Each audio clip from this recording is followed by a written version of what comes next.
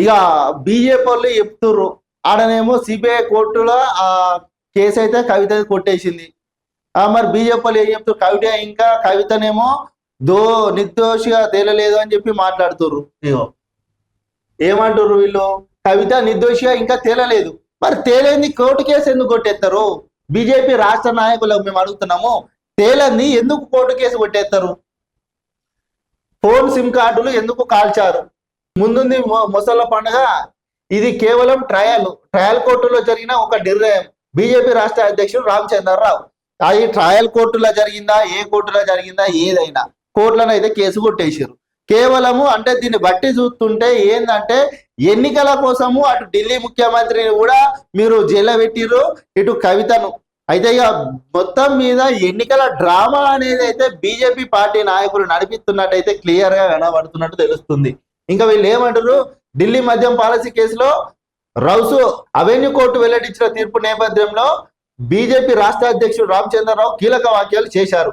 కేజ్రీవాల్ కవితకు సంబంధించిన discharge petition అనేది పూర్తిగా న్యాయపరమైన ప్రక్రియ మాత్రమే. ఇందులో సిబిఐ అడ్వకేట్ల మధ్య తలెత్తిన సాంకేతిక అంశాల లోపాలపై కోర్టులో నిర్ణయం తీసుకుంది. అంత మాత్రాన వారు నిర్దోషులు అమాయకులని చెప్పలేమని వ్యాఖ్యానించారు.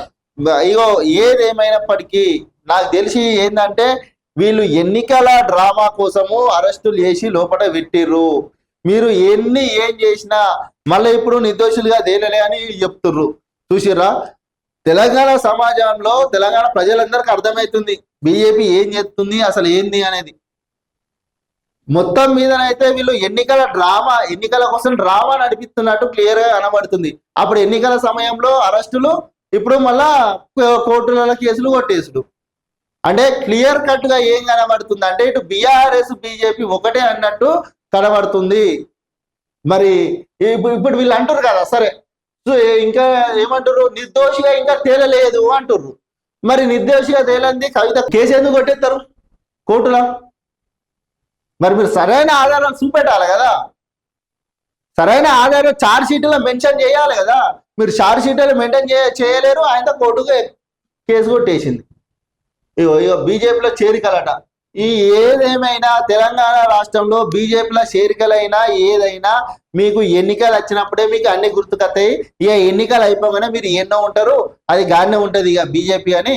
గంతే. దీన్ని బట్టి చూస్తే మొత్తం లోపల దొంగ రాజకీయం అనేది నడిపిస్తున్నట్టు క్లియర్ గా అయితే కనబడుతుంది.